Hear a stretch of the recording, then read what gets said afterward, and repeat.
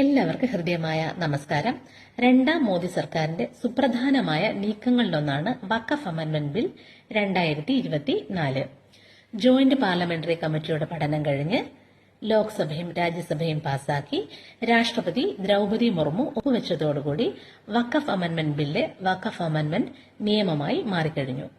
ഈ സാഹചര്യത്തിൽ എന്താണ് വഖഫ്, എന്താണ് വഖഫ് ബോർഡ്, എന്താണ് പുതിയ ഭേദഗതി എന്നൊക്കെയുള്ള കാര്യങ്ങൾ നമ്മൾ മനസ്സിലാക്കി വെക്കുന്നത് നല്ലതാണ്. ഒരു ഇസ്ലാം മത വിശ്വാസിക്ക് തന്റെ പേരിലുള്ള സ്ഥാവരമോ ജംഗമമോ ആയ വസ്തുവകകൾ റിലീജിയസ് ആയിട്ടുള്ള, പയസ് ആയിട്ടുള്ള, ചാരിറ്റബിൾ ആയിട്ടുള്ള, അതായത് മതപരമായ, ഭക്തിപരമായ, ജീവകാരുണ്യപരമായ കാര്യങ്ങൾക്കായി ദൈവത്തിൽ പരിപൂർണമായി സമർപ്പിക്കാം. ഈ സമർപ്പണത്തെയാണ് വഖഫ് എന്ന് പറയുന്നത്. വൺസ് എ വഖഫ് ഓൾവേസ് എ വഖഫ് എന്നാണ്. ഒരിക്കൽ ഒരു പ്രോപ്പർട്ടി ഒരാൾ വഖഫായി നൽകിക്കഴിഞ്ഞാൽ പിന്നീട് ഒരിക്കലും അത് തിരിച്ചെടുക്കാനായിട്ട് ആകത്തില്ല.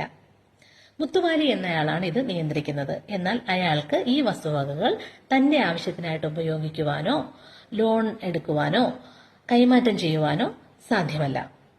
ഡൽഹി സുൽത്താനേറ്റിന്റെ കാലം മുതൽ വഖഫ് സിസ്റ്റം നിലനിന്നിരുന്നു. 1912 ബ്രിട്ടീഷുകാരാണ് ഇതുമായി ബന്ധപ്പെട്ട ആദ്യമായി നിയമങ്ങൾ കൊണ്ടുവന്നത്.